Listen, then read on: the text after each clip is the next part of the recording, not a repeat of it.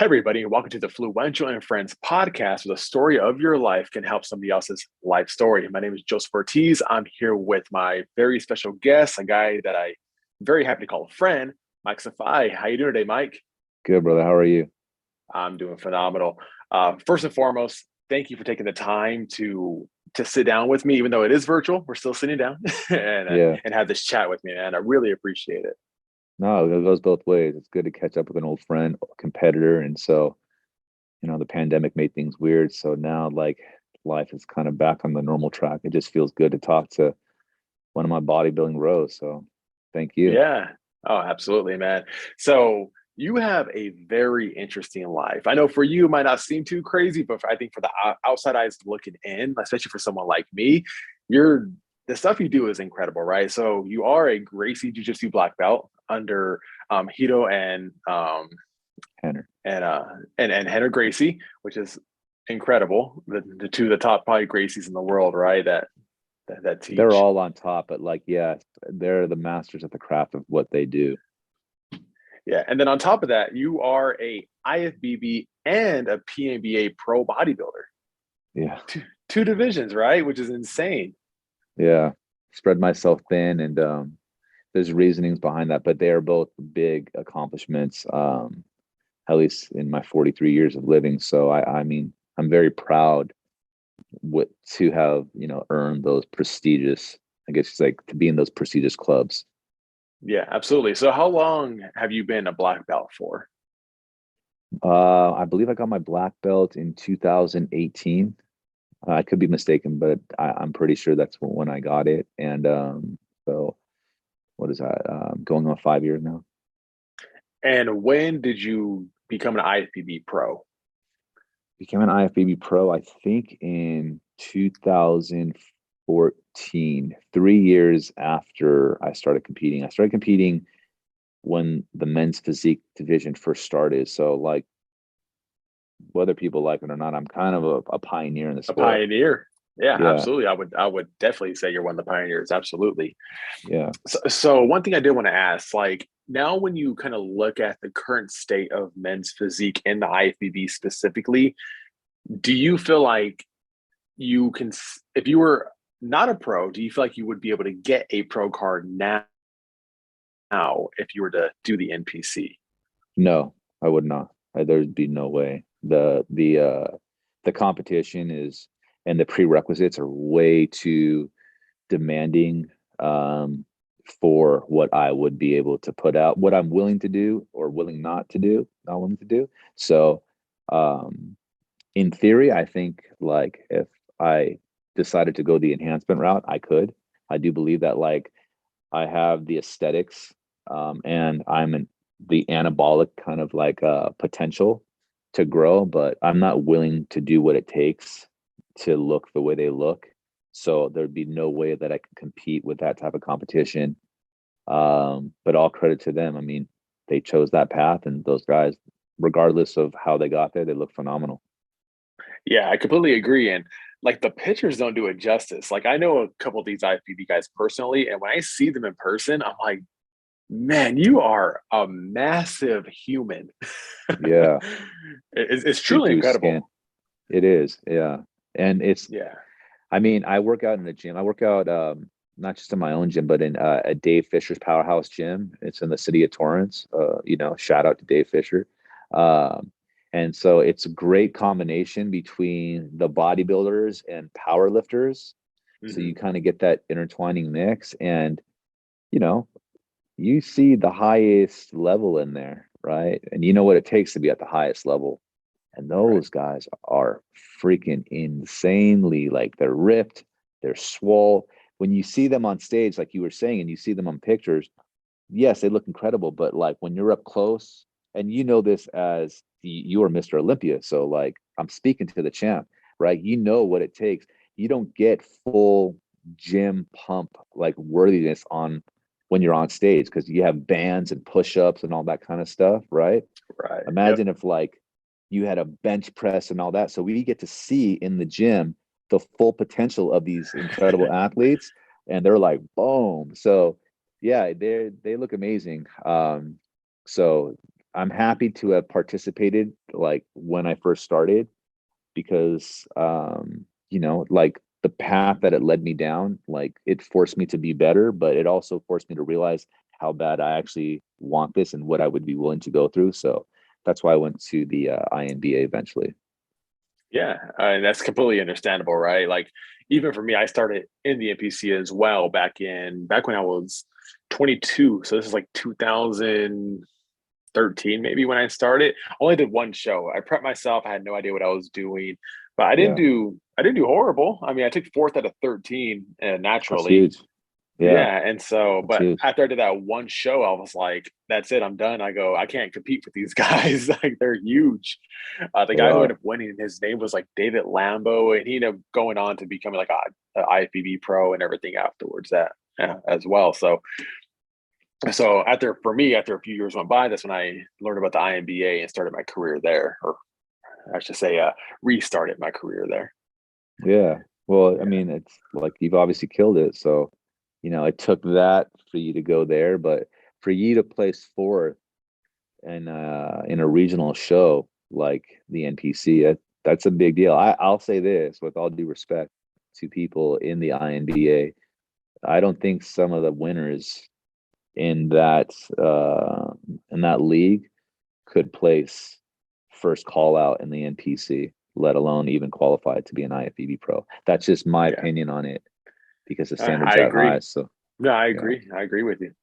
So before we move any further, I do want to kind of take it back to kind of like what kind of sprouted the inspiration to be the incredible high level athlete you are today. Back to kind of like your childhood. We talked a little bit before the actual podcast episode, and we kind of exchanged a few text messages with each other as well, kind of get a little bit of background on you. And so one of the cool things is that you said that your dad would take you on these 5 and 10K runs around 6 years old with your family, yeah. with your brothers and sisters. So what I was really meaning to say, so I didn't want to give you my whole like biography, Of was course. yeah. So I come from a larger family, and my father, which is not an athletic person, he's actually a very educated person. He went the educated route. Um, he ran us 6 days a week. So it was a Monday through Saturday thing. And within any day, it would be a 5 or 10K run. So we Mm, had routes like today we're doing the triangle, right? The triangle was a 10K. Today we're going to go to Prospect, and Prospect was a high school. I was born in Northern California. So like, then, okay, we're doing a 5K. And so I started when I was 6. I did my first 10K run when I was 7 years old, and I did well. And I was very fast at a younger age, and it was a real life competitive thing that had structure and that had basically requirements that needed to be done. So you come home, you have your snack, you do your homework, boom, and then you go run. There was no choice. And if there were, you gave a little whatever. It's like my dad was a very fucking serious person. So punishment was there as well. So it was mhm. forced. And I became good at it. Then it got to a point where I was at that time. I mean, I'm 43 now, so do the math. This is like in the 80s, basically. I was running under a 6 minute mile.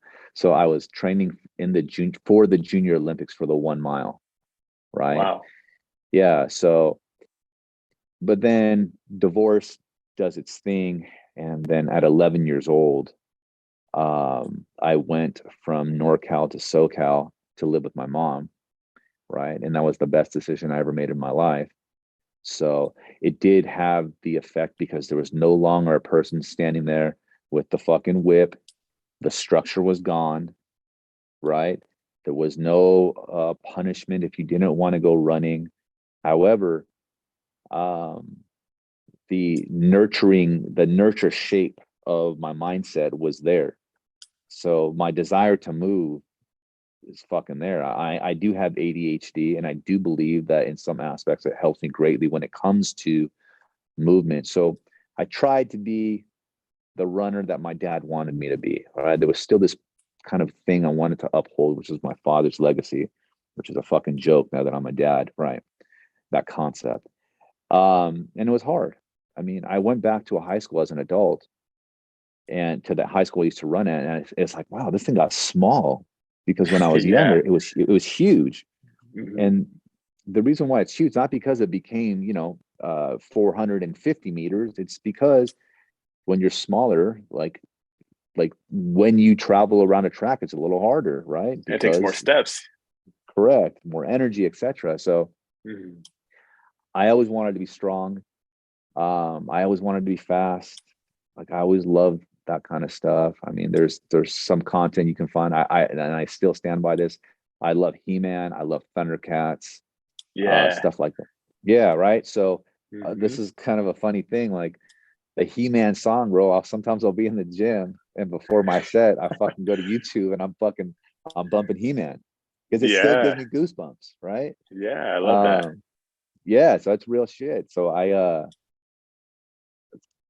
short story long, I love being strong. So I didn't have access to a gym at some point in my life. So what we would do, when I say we, is me and my siblings or friends, we would actually sneak into apartment buildings that had gym facilities there. And that's how we would work out. Wow. So we always worked out, whether it was breaking into someone's fucking, apartment structure or whatever the case was, or it was, trying to pretend you're going to sign up for a gym when you really weren't, or just finding the park and just pull-ups and so on. So that's how it was. In between that time, I taught myself how to surf at the age of 13. Surfing was a big part of my life. And then I've always been into movement, and because I love being free. So I just anything that would allow me to be more free, whether it's strong, climbing, running, whatever the case is, connecting with nature, surfing, and so on, like I would apply myself to that. I was never great at it, any one thing, but I was also around people that did these things at a very high level. So that's the standard that I'm actually comparing myself to. That's the only standard I compare myself to. So yeah, then bodybuilding came along, and I used to like shit on bodybuilding. I used to, that's not a sport. Like, I was like that. And then when men's physique came, then I was like, well, this is cool. I don't have to do drugs, and I can compete. So yeah, I was already training jiu-jitsu back then too. So I was jiu-jitsu athletes at the highest level. They have incredible physiques. Yeah, right? absolutely. Yeah, they're just not as like proportioned as the judges would like them to be. But just their template alone, some of these people, they look incredible. And so and that's because the demand of the sport at that time. So I was lean, I had good development. And so I kind of rode that horse into the NPC, and I did fairly well. So yeah, it's kind of like the condensed version of like, NorCal to SoCal to where we are. Yeah. So although you don't completely agree with your dad's tactics when you were a child, like that kind of instilled who you are today, though, right? It kind of helped build that no bullshit discipline, because I see the way you train, and you're a monster, with anything you do, right? And do you kind of give credit to starting at 6 years old of kind of that regimen of running 6 days a week, no ifs, ands, or buts about it? Yeah. So then I appreciate you bringing that up. So the point is, for clarification, is the idea of fulfilling your parents' legacy. That's what I meant. So there's the motive behind the action is kind of what I focus on. And the action in itself is beautiful. The motive is where, to me, it's like, this is where the brilliance or the failure comes through. And so it was kind of something that I was doing to myself. I was trying to fulfill my father's desire versus my own. And when he wasn't there, I would feel like shit, because I'm like, this is what my dad would want me to do. But I was like, I don't want to do this. I don't want to run fucking 6 miles. Like, I don't, it's torturous. But so what I did was, like, I compensated. Like, I have this like mindset where, like, if you have 5 balloons, right, and these balloons represent a concept or a desire, right? That is either instilled in you or something that you just find that you like. If you take one away, the energy from this is going to go into these other four, right? Mm-hmm. Or this will be replaced. And what happened was, I don't think that anything replaced this. I think the desire to be stronger and more aesthetic was kind of like better driven once I wasn't focusing on running or having to do that. Right. So, but like what you were saying, absolutely, there is no doubt in my mind that the structure of my lifestyle as a kid has almost everything to do with why I am the way I am today. And the concepts and structure will be somewhat applied. I believe I've refined it to a better version to my own daughter. So yeah. So no, that was a great point for clarity. Thanks. Yeah. I feel like we all kind of do that as parents, right? Like we kind of take the lessons that we learned as kids and we kind of improve it with our own children. Correct. Absolutely. You kind of like feeling those missing pieces that you know could be more towards improvement. Yeah, absolutely. Yeah. So that's what I'm trying to do now. So That's beautiful, man. And also you have a beautiful daughter, you and thank you. your wife. Yeah, I love it, man. You too. You have a wonderful family. Oh, thank you. So as we're kind of going through the years, when does your first taste of jiu-jitsu actually happen? Like, how did that come about? Okay. Here's a funny story. It was an interesting time in my life. And I was like, dude, like I would train, wrestle with my friends. And the Gracie, Hori and Gracie came out with this CD-ROM. I remember CD-ROM, like, you know, those things that you put in the computer.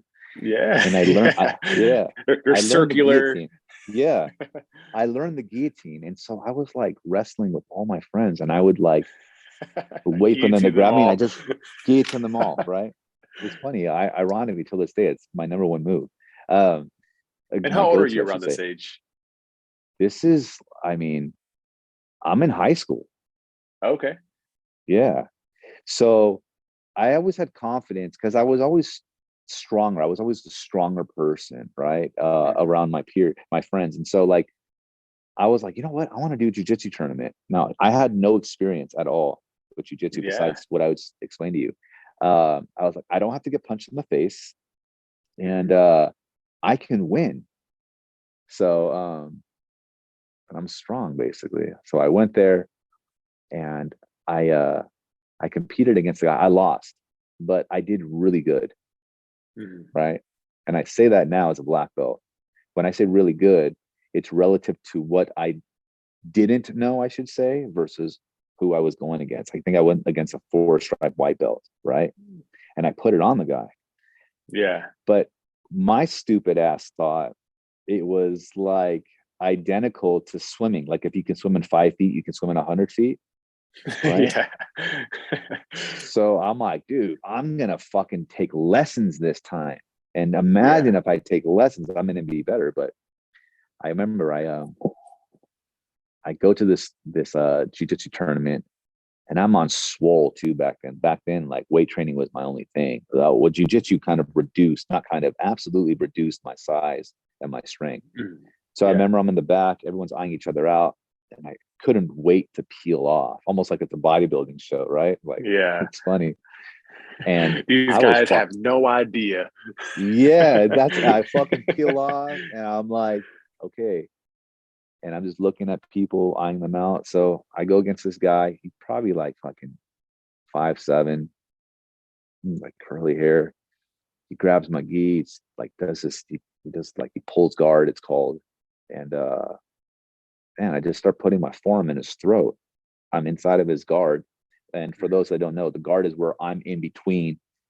Someone's on their back and I'm in between their legs, right? So I have my forearm on their throat. Now, you've trained jiu-jitsu, correct? Here and there a little bit. But you have some experience, right? Yes. Yes. Okay. So for those that don't know, to train like an arm bar, if I put my arm on your throat, that's actually how you help your partner train the sequence, right? That's a drill.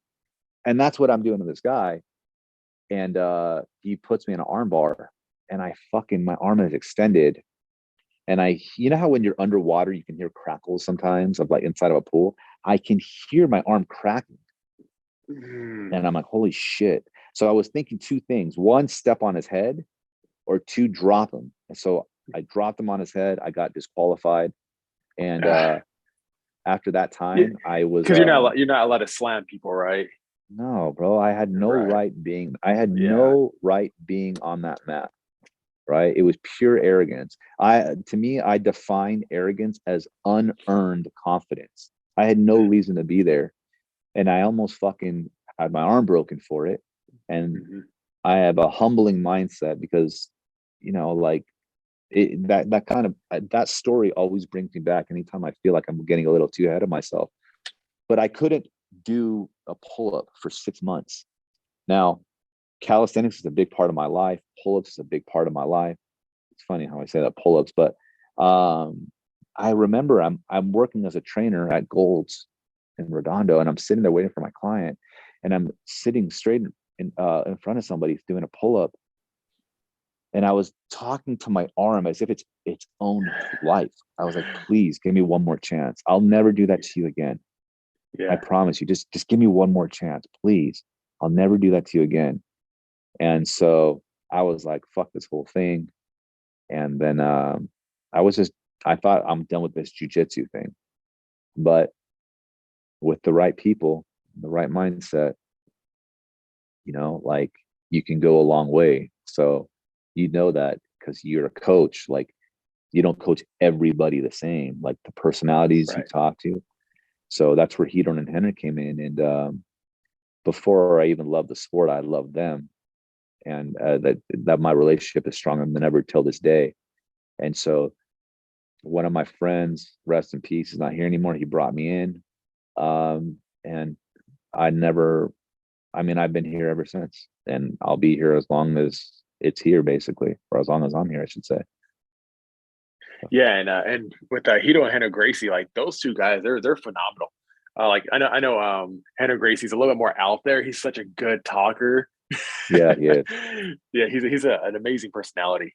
Absolutely, he's a real genius. Like, yeah, I guarantee you, if you like took a test or something like that, like he's like one of the smartest people in my life that I feel the pleasure of saying that, like, I have him to help me if I need to. And then Hiron's brilliant as well, like especially when it comes to like life wisdom. He's an actual like stoic individual in the sense of like, I don't know, sometimes you feel that things are more complicated than they are, and then like you have these people that they drop gems, and you're like, shit. So yeah, their whole family is great. Their wives are great, their kids, like it's just, I feel fortunate. My daughter, this as a father, right? Community is a big deal, when you have your loved ones. And it's very hard to say that you can trust people, but I feel very fortunate to be around great people that I can trust, such as them, especially raising my child. So, I mean, I am not complacent. I am grateful every single day for these things that I have in my life. that's amazing, man. And just having that grateful mindset will literally make your life better. Like you start to view things better, like things always fall in place a little bit better as well whenever you have that grateful mindset. It'll hold you to a higher standard too. You continue to want to kind of thrive versus kind of chilling and idling in the middle. And if people want to do that, like I'm nobody to anybody to be critical on that. But for me, it's like sometimes when you see somebody you like and they're killing it, it's like, fuck yeah, it just inspires you. I mean, if people are inspired by David Goggins and they don't know them, right? They don't even know the guy. Just imagine if you had people that you actually know that are doing great things. I think that reciprocation could even be like 10 times more. Yeah, I agree. Yeah, to be uncommon amongst uncommon men. Yeah. There we go. So as you're going through the jiu-jitsu, when does the bodybuilding competition start to come into play? You actually doing competitive bodybuilding now? Yeah. So I'm working at Gold's Gym, this time in the city of Hawthorne. And I find that because there was a guy, Chris Lewis, and I say his name because he's somebody that like was very helpful in the infancy stage of my bodybuilding career, right? Mhm. And me and him, like, he's a good guy. He's a former bodybuilder himself, like very knowledgeable. I remember we were started to talk about certain things, and I was like, bodybuilding's not a sport. I go, Mhm. bodybuilding's a sport, so is modeling, right? So like we started going back and forth, and Oh, the arrogance. yeah, because I'm this jujitsu guy, I'm like And you strong see these and like bodybuilders, you like, I could beat them all up. I know jujitsu. never. I don't think that, but I'm just kind of like, bro, you guys can't even fucking wipe your ass. The comment saying you can't even wipe your ass, blah blah blah. Yeah. And so he's like, you know what? Listen, you might not think it's a sport, but I promise you, it's one of the hardest things you'll ever do. Mhm. And I'm like, no, bro, climbing a mountain or something like that, right? I was reducing down what he was saying, and in all fairness to me, it was due to the fact that I was just fucking ignorant, Yeah. right? There's a reason why religious people use fasting as a form of sacrifice, right? It's a form of starvation, right? Mhm. So when you compete, you really learn who you are through this process. Oh And yeah. so, yeah, like you, my first show, I just kind of winged it myself.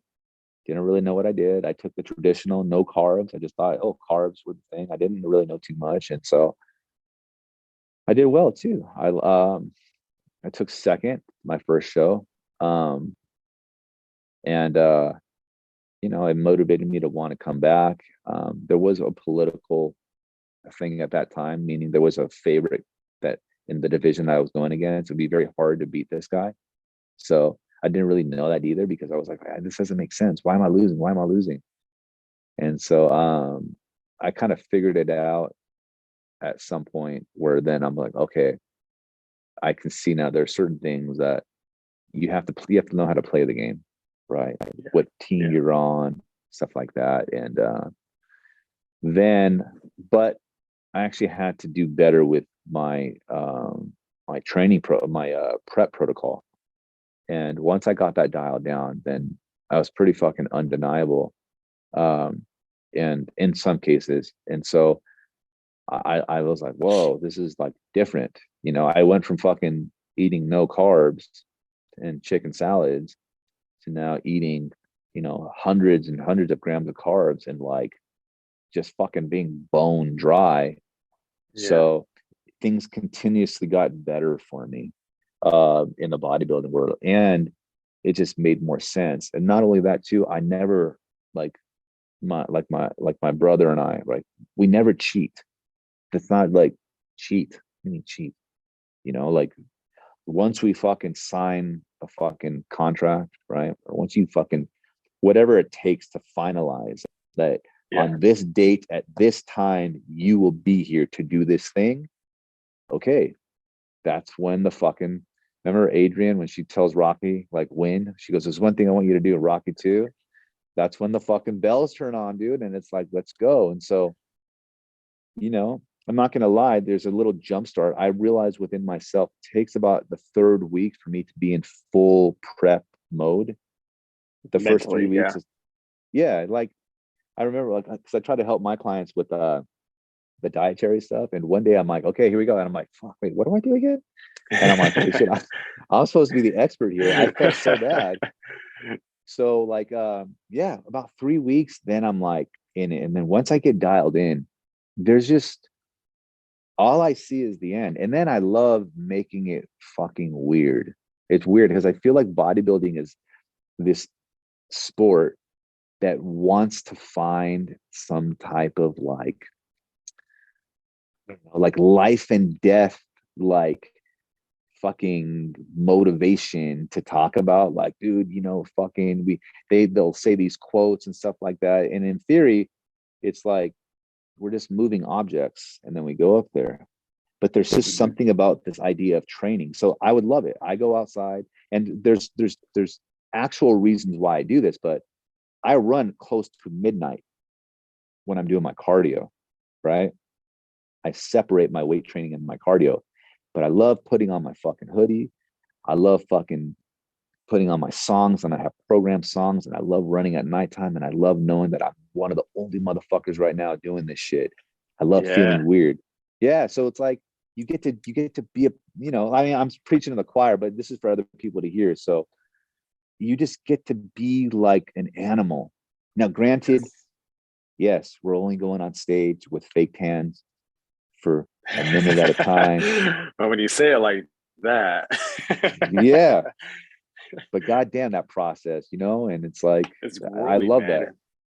Yeah, it Yeah, is. it's And it's, grueling because one thing I tell people, I go, when it comes to bodybuilding, it's 24/7. It's not go to the gym, go home and relax. I go, you go to the gym, you go home and you have to do the meal prepping. You have to make sure you hit every single macronutrient if you're tracking macros. You have to make sure you're doing every single cardio session if you're separating it. Like you have to make sure you're getting adequate amount of sleep to make sure you're recovering properly for the next day, taking your vitamins, make sure you don't get sick. Like there's a whole protocol that goes into it day in, day out. And if you miss one fucking day, your competition is not. yeah, no, you're so right. I mean, it, you know, better than anybody, basically. It never stops until you're just off that stage, Mm-hmm. and that's like, you want to, and you don't know who's going to show up. Never, Yeah. never. So just kind of like combat sports, in a sport where you have almost no control, what the way I think is like, I need to do everything possible to increase the probability, because that's all I'm dealing with right now is probability. So that mindset overrides any desire to eat a food or cheat or whatever the case is. And I say that because I've known people that have like committed to a show, and then like partway through it they just want to fucking, and hey, listen, Yeah. dude, like I get it. Like we all have our vices, and in that moment you were vulnerable.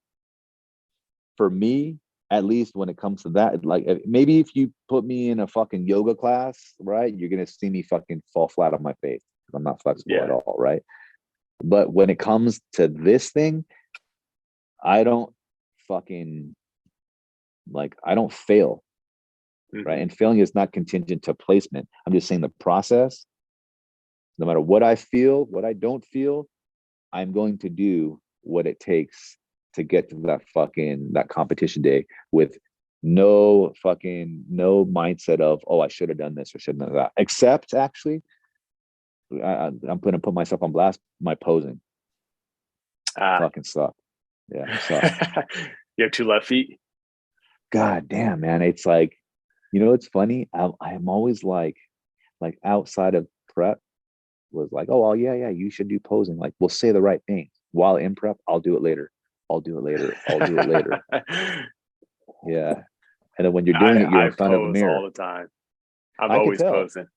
Yeah. No, you're one of the better ones. With me, it was like, when I did it, I would also do it in front of the mirror. Actually, I would say this though. The last, when did we compete? In 2018, right? 19. Well, we did 19. we competed in the World Cup in 2018. Then we did the Olympia in 2019, though. So that year, I took it the most serious. That year, I took the posing, my shorts, and everything the most serious, and that was probably one of the better years that I had. So prior to that, yeah, that was the more difficult thing, I would say. Yeah. For me. And just so people know, in 2019, you won the Masters class at the Olympia. So you are also a natural Olympia champion as well for the Masters. Yeah, I'll take it, Yeah. man. I'll take anything. Yeah, I was pretty stoked on that. Like that Yeah. whole. I still have that like little I took off the ribbon. I just made it like a little plaque. Oh, that's but, what I did too with mine. Yeah, smart. Yeah, Yeah, I did. it was Same it thing. was cool. Did you keep that thing that they gave on the head? I still have it. Yeah. Yeah, I wasn't really digging that thing. I was like, man, can I take this off? Because this would be like Greek, like Olympic type thing, Yeah, Yeah, I I get kept that. it though. That works for you, bro, because you know what? You're taller, you're longer. but like What? no, I'm short, bro. You like the more you put on me, the smaller I look. So like, and not only that too, I don't know if this ever happened to you, but when I diet, my head gets smaller.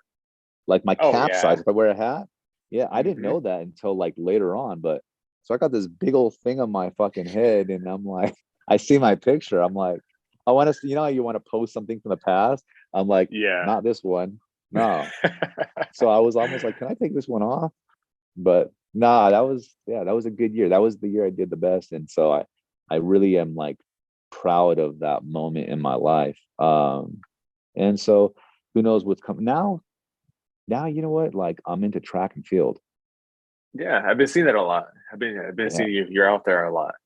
Yeah. I'm that's like I think that's the next masters competition for me. So So what are you thinking? Like Ironman competition, Spartan no, like runs? no, like 100 meters. Like there's Okay, the like masters real track and field. Yeah. real track and field. Yeah, I didn't realize that. So here's what happened. When my daughter was about 7 months old, we always were connected to the track. I guess you can say it was kind of like scattered. But throughout the pandemic, we're like, dude, we're gonna do family track day. So my wife, my daughter, and I would go to the track, and within that time, there was like you know how like when you go to the gym at like 4 o'clock, you kind of see the same people, the 4 o'clock crowd, you can call it, right? So Yeah. we went to the track and we just saw the common crowd that we later realized. And so there's a great group of people that are there. And there's a track coach that trains UCLA athletes, high school athletes, and so on. Now, I have my own track version of things, plyometrics, stretch shortening cycle type drills. Um, in the high school I go to, they have things where I can push and stuff like that. Uh, but I've integrated with them, and I found out that like my times are pretty competitive. Like there's links you can go to where you input the distance and then your time and then your age, and you can see like where you would kind of rank in the world or in the nation. And I was like, I'm competitive, you Yeah. know. There's still a lot to learn. It's a fucking very critical sport. But it's semi low risk, and it's something that like the supplemental exercises that you do, like they just keep you in shape. But I ran a 40-yard dash recently, and I ran a 4.85, right? That's fast. And I didn't know I could do that. Man, I have no idea. I would even know what fast is for a 40 yard. So the thing is this, it's if you kind of like, if you Google it or if you go down this rabbit hole in like the football world, it's probably the most lied about thing. People lie about their 40 times, right? It's kind of funny. 4.3 is the common lie. And the reason why is because like some of the best athletes are running high fours. Now, 4.85 is not fast for like the highest level, right?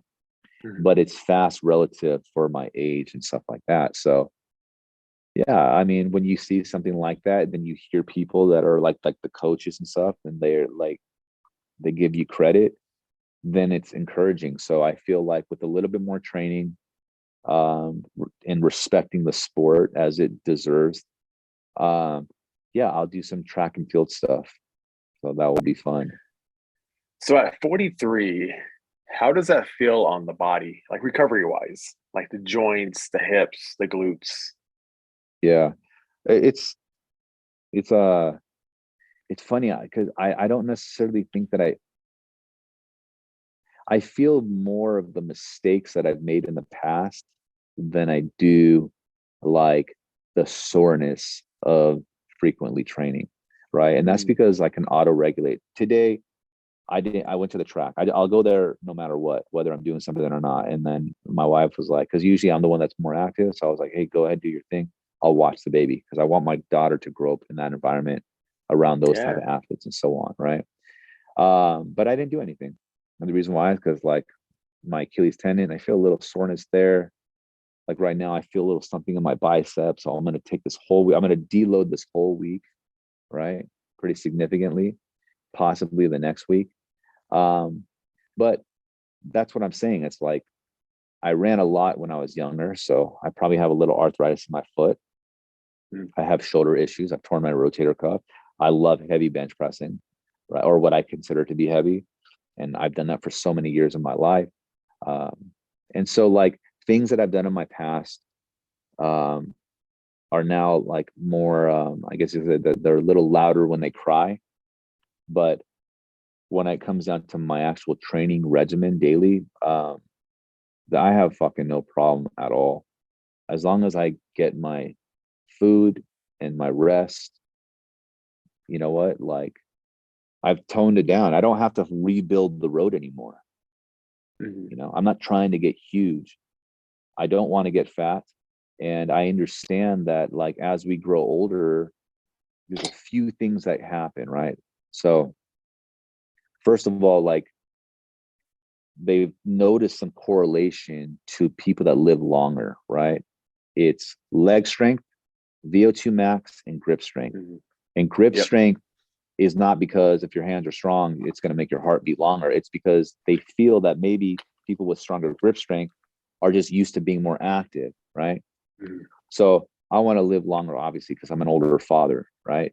Second, like we've seen these people online where they're like 80 years old and they cross the finish line of a marathon, right? Yeah. We've seen people that are like, oh, I'm 60 and I deadlift 300 pounds.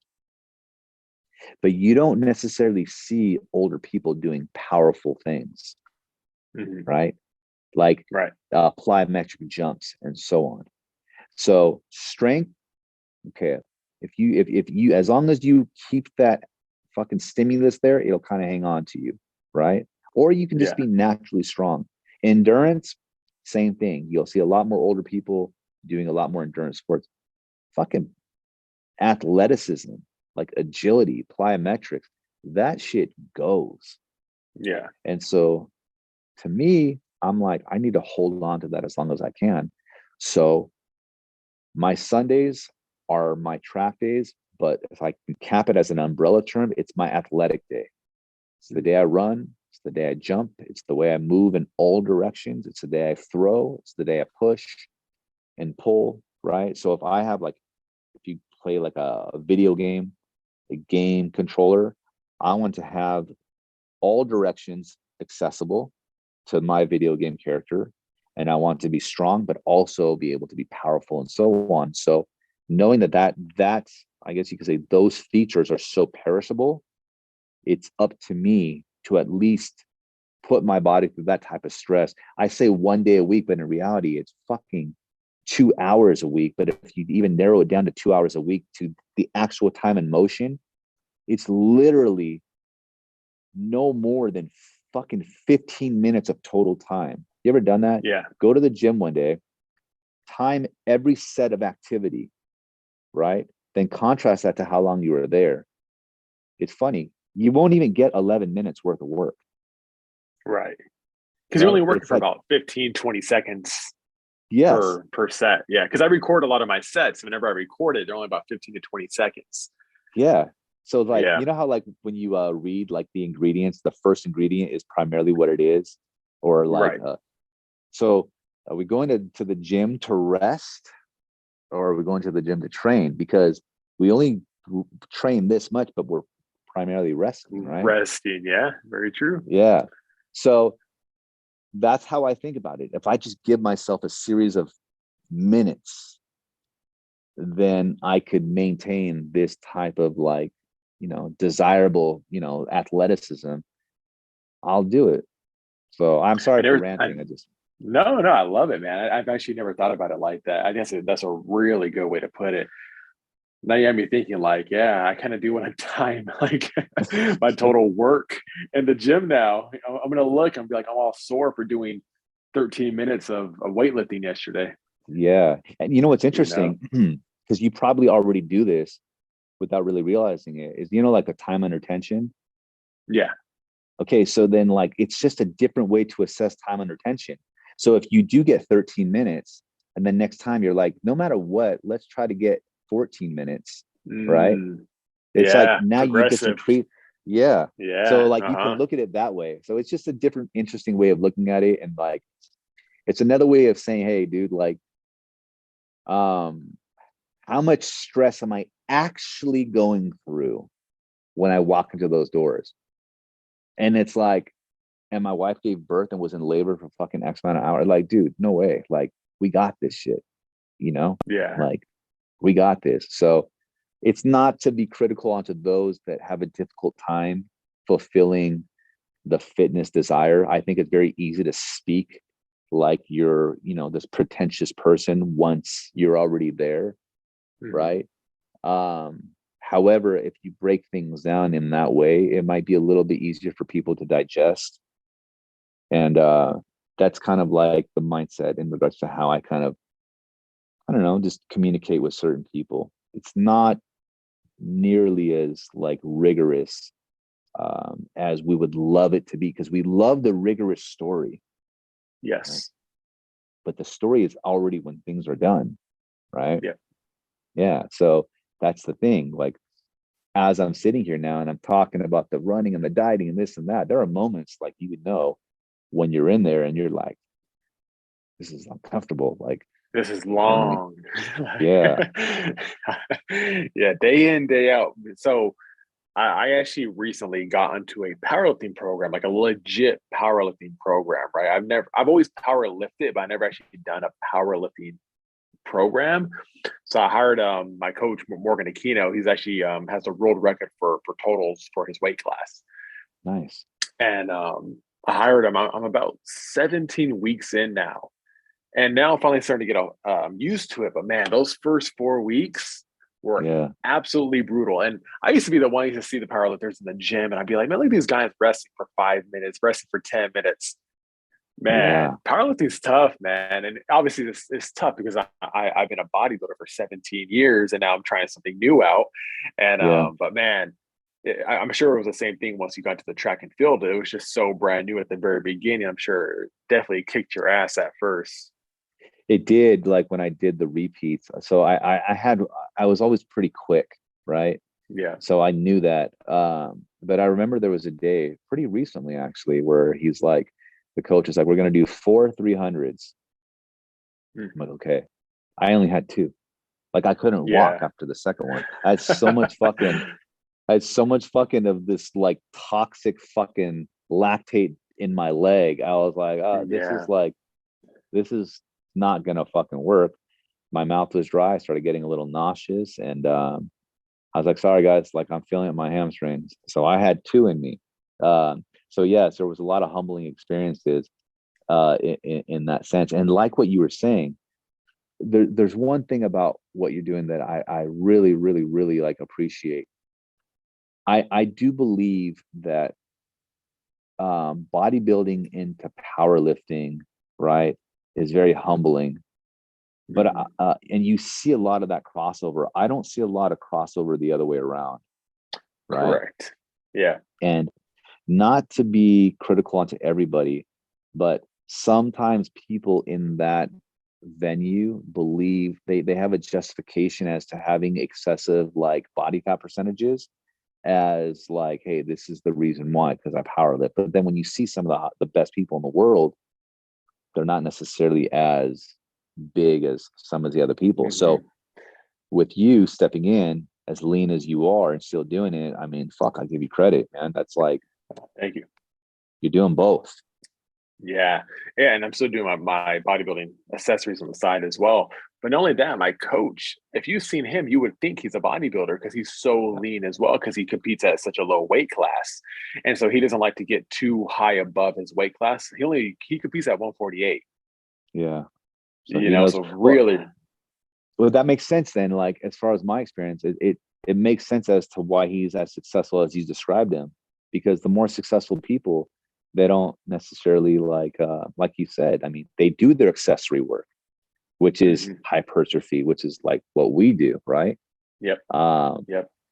And so the other stuff, I'm not saying it's easy. Like, you're still working there, but the bodybuilder, I remember Dr. Andy Galpin, he's a good friend. He's somebody that I feel very fortunate enough to work with Brian Ortega, one of the UFC athletes.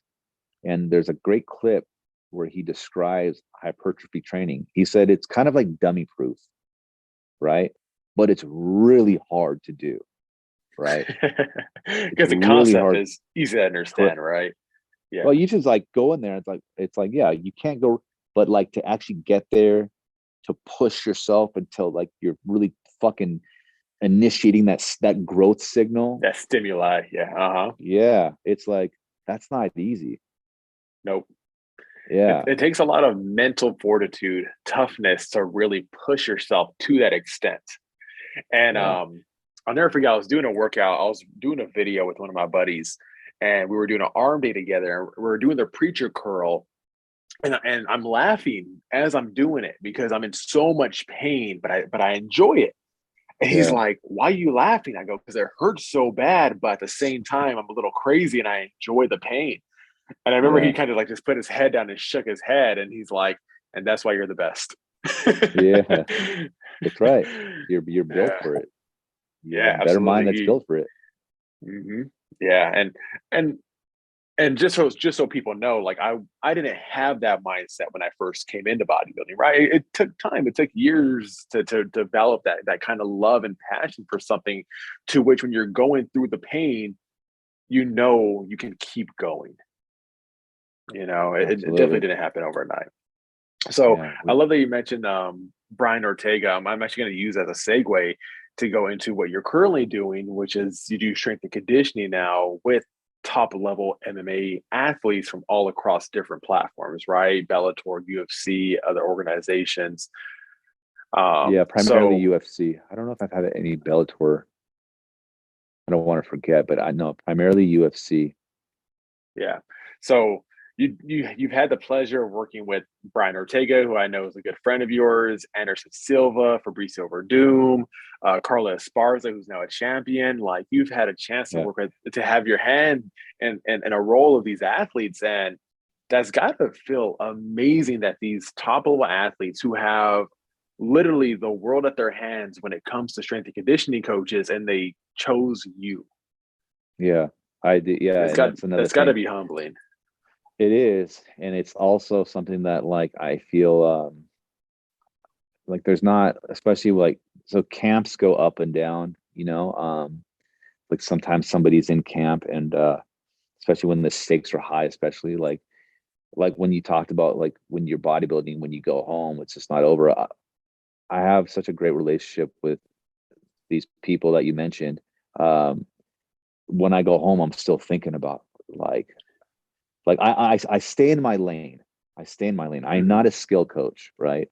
I am not anybody to basically prescribe, hey, do this, right? Like when they go and fight, right? But I do watch their fights. And I watch their fights because I'm like, hey, maybe we can find something to do that's going to be beneficial towards whatever the strategy that we're going towards, right? Mhm. When I say their fights, I'm watching their opponents' fights, basically, right? This guy Yeah. seems to be, yeah. So it's like I get so wrapped up into it because, um, man, I love these people. You know what I mean? Like you get connected with them, like you hear about their life, you see with their injuries, you hear their struggles, like personal stuff, like you talk to their kids, like you really get connected with them like at the deepest level. And then it's probably one of the most stressful things too when you see them fight with me. It's kind of an inside joke actually, where like I'd be like the worst person to be a cornerman, right? Because I can't fucking contain myself. I've gotten better, but like I get super like emotional. There was a time I believe I was watching Carla's fight or maybe Brian's fight, and I put a heart rate monitor on and I record it. You know, you can screen record, right? Yeah, Dude, bro, my fucking shit went so high I bet. because yeah, my adrenaline was fucking pumping. And so I do feel grateful. Not just the fact that I get to work with them because that definitely helps me for what I do for a living, but because I get to call these people my friends, um, and I'll know them after they're done fighting, you know? So Yeah. uh there's perks obviously on the surface, but then there's like the bond underneath that really nobody else probably cares to hear about, but like that really knows about. So I do feel very fortunate. So to kind of touch I want to say a sensitive subject would be obviously you're there for their victories, but you're also there for the losses, right? How does someone like you handle a loss? Like not obviously you're keeping in touch with the fighter themselves, but how do you personally take it because you are a part of that camp? Yeah. So the first thing I do is like it's kind of not a system where it's like the same. It's going to be unique per situation. But Right. usually there are times where you kind of got to give space a little bit. At least intuitively, that's what I feel like. Don't just bombard this person and just whatever.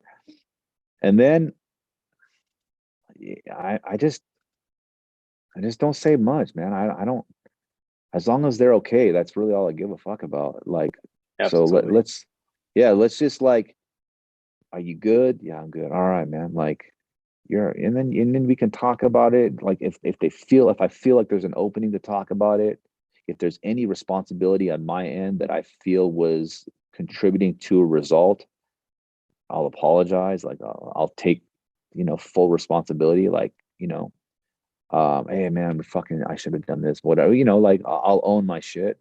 Um, but yeah, it's mainly just, dude, are you guys okay? And then if they're not okay, then I don't care about the loss thing. It's more like, let's get you better first. Let's heal you up. Yeah. And I'm not just talking about physically, I'm talking about mentally, whatever that is. So Hmm. you kind of just, you go with them. It's not about you. You go with them. All I want them to know is that I'm here. Like, I'm here Yeah. to be quiet. I'm here to talk. I'm here if you need water. I'm here, and that's kind of like, if I had to put it in like a structural whatever mindset, that's kind of how it is. It's just, dude, I'm here. Let's just get better, and regardless of any result, like, fuck, bro, I love you. That's really what it Yeah. is. Yeah. Yeah. And I'm sure everybody in the camp, I'm sure, is kind of on the same page with that as well. Yeah, I mean, you hear some stories about how things can go differently, but as far Mhm. as the people that I feel that like I communicate with, especially now, yeah, no, everybody is connected. Yeah. That's good. So as you start to prepare these fighters for their fights, obviously, like you said, everyone has a different approach, right? You have Brian Ortega, Friedson Verdum, Silva, Carla Esparza. They all have their own specifics. Is there anything funny you can tell me when it comes to these fighters? Like who has like funny habits? Is anybody having any rituals that they kind of go through before a training session? So Verdum is like probably one of the funniest fucking killers I like know in my life. I like working with Which that probably makes guy. them scarier. You know what? He's not. I don't see him as scary. I've laughed so hard, like I'm crying. Like we had the best sessions like that, and there's just times where I'm super like sensitive to like how people are. Sometimes you can't be. Sometimes you got to be more rigid. Hey, we got to do this. Okay, okay, okay. Sometimes like, hey, what do you want to do? He goes, please, please, don't give me, don't give me options. Right?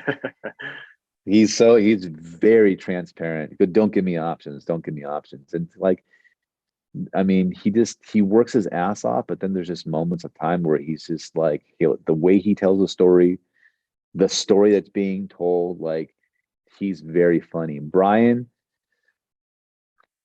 is fucking rad. And the reason why Brian's rad is because he's one of those guys where I just feel that as it gets closer, his brain changes to killer. Mhm. And I love that, which means he's not as playful. He's not as funny. And when I see it, and I've been with him long enough to know that's happening now, it's like my jokes aren't as funny. I don't even have good jokes, but you know what I mean? Like Yeah. it's just not so easy. He kind of And goes I'm into his alter ego of just killer fighter zoned and in. I don't even think he's doing it. It's Mhm. like You know, when like we compete and your body fat gets so low, people they go, "Oh, hangry, hangry." I'm like, no, no, no. Hangry is for rookies. That's for Yeah. like your low carb dieters. When your body fat gets low, we have this inherent fucking focus. Your smell, your hearing, your senses fucking just get so heightened. And the example I always use is a lion, right? Now, keep in mind that this mindset still applies to the fighter, such as Brian, because they're dieting, right? Hmm. So the lion that has its ribs showing isn't walking around like, I'm fucking hangry. No, no, no. The lion is focused as fuck. It's not mad. It's not sad. It's not anything because all that requires energy. It's just this. It's Hmm. smelling things. Why does In-N-Out smell better when you're dieting? Why are you able to smell more? It's like you are so focused on that next meal because you are in a starvation state, right? Yeah. And that's where something comes in your way of food. Yeah, you'll get bitten, bitch. But otherwise, most of the time, they're going to leave everything alone. Hmm. They don't want to be talked to. You see what Hmm. I mean?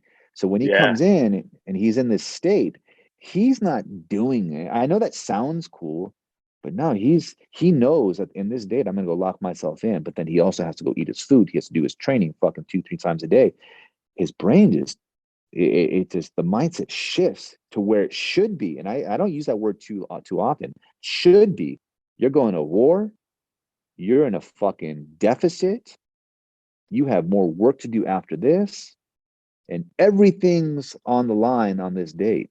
You fucking better be that focused lion, right? Carla's the same way. Oh, Carla's the same, but Carla, I have more like continued experience with Brian off and mhm. on than I do with Carla. So there's a bigger contrast, right?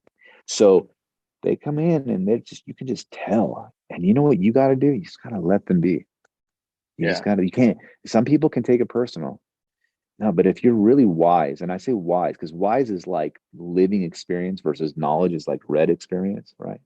If you're wise to the game, you know, okay, he's right where he or she's right where they should be here. All we Mhm. got to do is our work. Sometimes words aren't said, and then that's it. You fucking hug them and you say goodbye. So I know that's kind of a Oh drift man. off of the topic. So No, I love it though. yeah, it's kind of like fighters are interesting, but they're just different from normal people, man.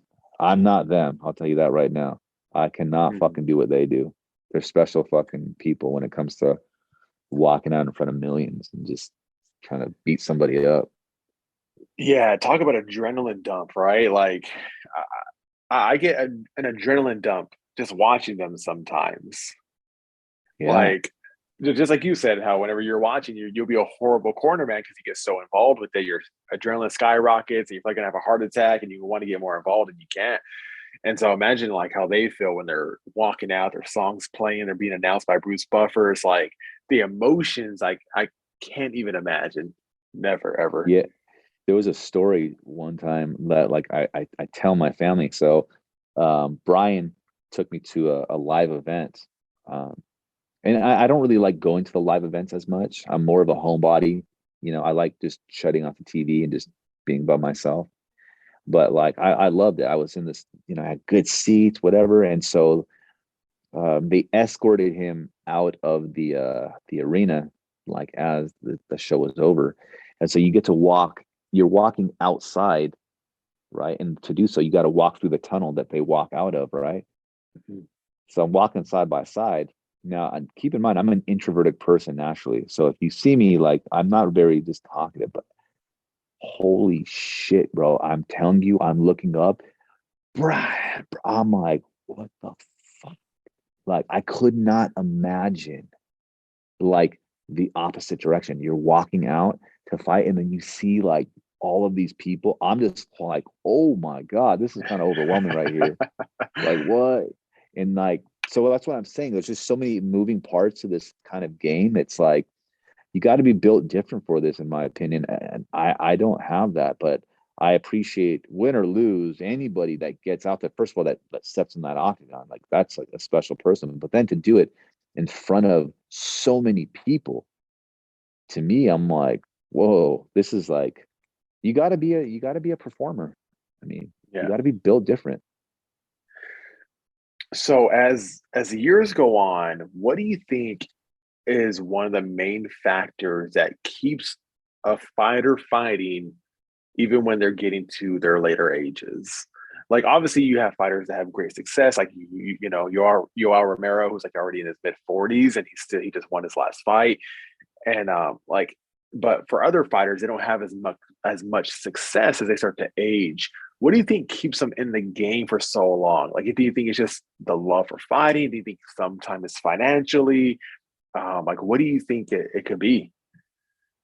So I think fighters, I think a fighter is less contingent on the physical and it's more contingent on the mental, right? Mhm.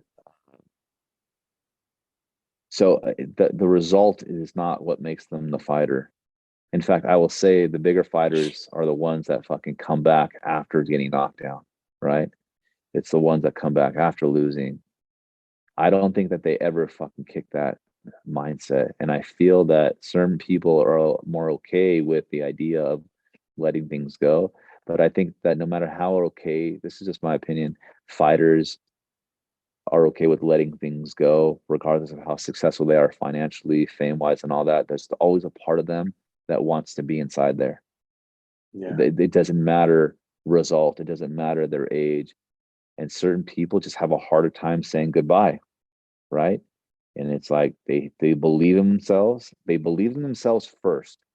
Before they were famous, before anyone gave a shit about them, they had the mindset. You don't just fucking become a fighter. You don't buy it, you don't learn it. It's you either have it or you don't, right? And so yeah, they started that way alone, and they're at some point they're saying, "Hey, I'm doing this. Fuck it, with or without you." And so the people that have been established around them, they love them. So even if they feel different, first of all, it's not their life. So Yeah. they can say what they feel. And there are people that have teams like that are close enough to say, what do you guys think? And certain people be like, hey, I don't think you should do this. And then certain people might listen, right? It just depends on the chemistry and the relationship. But just speaking about it, just from a general like person that's not even connected to something like that, to someone like that, I just see like those people always having confidence in themselves to do something, right? And they obviously got into this because they feel like they can win. But like I said, man, it's like, it's when they lose, they're not like, oh, the fighting mindset isn't gone. I mean, maybe some Mhm. people are. I mean, I know I've been punched and I didn't like it. I was like, oh, I don't want to do that anymore. Like, but I you was see actually this, going to ask that. yeah, the stress of the sport allowed me to understand who I am, right? Yeah. So if it's non-competition, like we have fight simulation days, I've been fortunate enough to train with some of the highest levels. I have been concussed by UFC fucking athletes. You know what I mean? Like I've been, but like we were doing it, right? So I don't like that. I don't do that shit. So to me, I've gotten my hands dirty enough to understand that I'm not doing this stuff, right? Not my thing. But Yeah. no, definitely not. But to them, it's like they're better built for that. And it's not because they realize that they're good. It's because I feel like they've always had that fucking fighter instinct inside them. And with venues such as the UFC and so on, like they provide them a platform to express what they have already innately inside them. So when they Mhm. start getting older, that doesn't go away. Like it doesn't go away. I still feel like they watch this shit. They're like, they still feel like they could do something, and I don't blame them. So to me, it's probably hard to always think that you have a chance, but just, you know, at some point in time, you realize that you're just a little older Yeah. and Because it's you a have little those bit more difficult. fighters because you'll have those fighters that like they'll retire and then they'll do one more fight and then they'll win and they'll, oh, maybe I'm not ready to retire, and then they have like two more losses. So, okay, I'm done, right? Like I think a good example would be like Tito Ortiz, right? He kind of went through retirement, came back, and he fought Ryan Bader, and he ended up submitting him in the first round. And he was like, "Oh man, I'm gonna stay here now." And so going to Bellator, has a few successes over there, and then started losing. He's like, "Okay, I am done." So you'll kind of have that too, like those kind of waves of people who want to retire, they have a good fight, and then they want to stick with it, right? And it's like they want to hold on to it, and you can't blame them, especially someone who like Tito Ortiz, who's been fighting for probably longer than I've been born. Yeah, he's been out there for a while. He's one of the OGs for sure. I think he's had like surgeries and stuff like that. It's a very unforgiving and all game. that. Yeah, and I mean, listen, like, fuck. I'll bet you the people closest to him were the ones that are like yes or no, guiding him. So, I have good relationships with the people that I work with. If they ask me that question or a question similar, I'll tell them the truth. I won't lie. But if they don't, then I don't consider it my business. I just will be there to support them. So I just, like I said earlier, I just stay in my lane. I mean, that's a true friend, right? Like they ask you, you're gonna be honest with them. You don't want to just be a yes man. And if they want some privacy, you're gonna give them that privacy. Yeah, absolutely. So what is next for Mike? What does the future hold for you? Like, do you want to continue to do like the strength and conditioning? Is there something more you want to get into? The track and field, I know, but like as far as career wise, what is something you kind of want to look into? Yeah, so like I invented a product, as I told you. It's called the Booty Bridge. It's like it's a glutes bridge apparatus. So that was something fun, that I feel fortunate. I think we've kind of like missed the major mark for success because home fitness product in like 2020 like skyrocketed. So we're going to do our best with that. It's a good product. I really like what I do right now.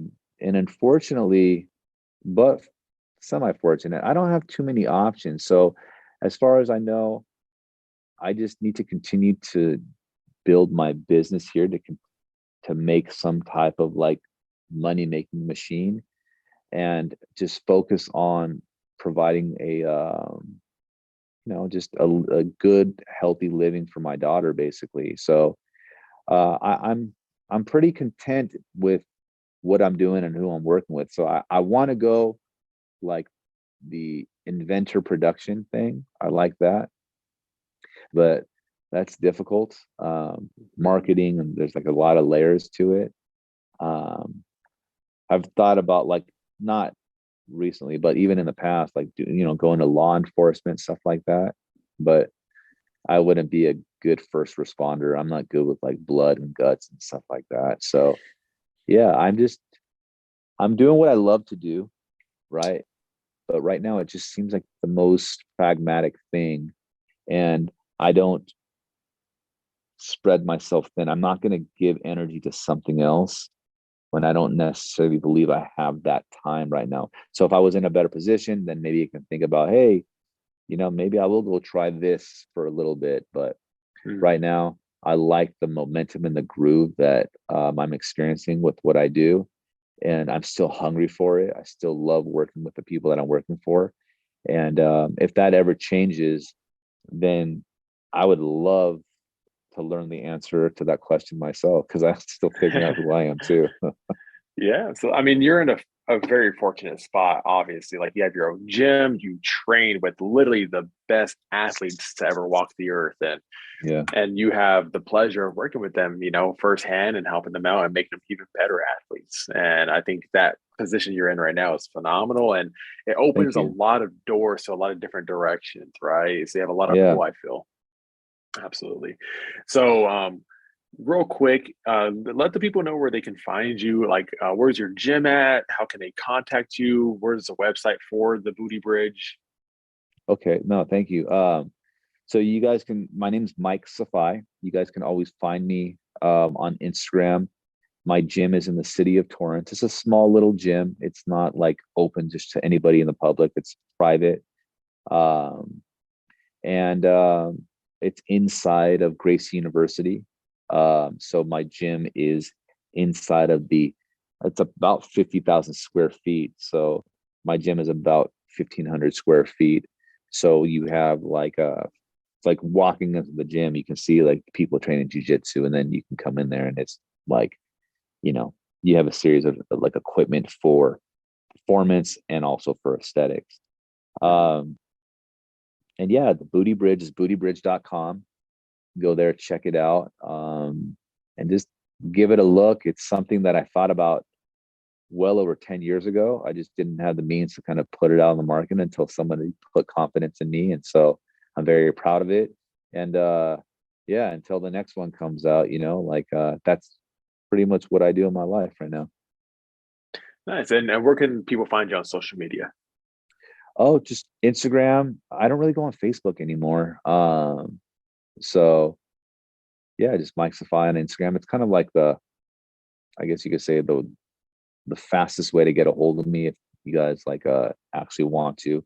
And feel free to DM me with questions. I don't answer everybody all the time, but I always do my best to provide at least some type of insight towards something that I feel like I can. So if I can, I'll just say I don't know. But if I do, I'm not too cool for anybody. I don't feel like I'm better than anybody, and I never will feel too cool to not respond to somebody that's asking me for help. So whoever hears this out there, hit me up. I'll prove myself truthful. If you guys have a question and you feel like I can help you with it, I'll do my best. If not, I'll just tell you I don't know. So yeah, absolutely. You're a stand-up guy, Mike, and I truly appreciate you for taking the time to sit down and have this conversation with me, man. Thank you, man. I appreciate being on it, man. Just connecting with you, and I feel like this is just who knows? We were supposed to work out a while ago, so yeah, I mean, you're not that far from me, so we could definitely make it happen. Maybe now it actually happened. Yeah. So well, I look forward to it. Thanks again, Mike. I truly appreciate it. And for everybody watching and listening, make sure you guys subscribe to the YouTube channel. You guys can also listen on Spotify and iTunes podcast. If you are listening on iTunes, you can leave us up to a 5-star review, and we appreciate it. And we'll see you guys next time.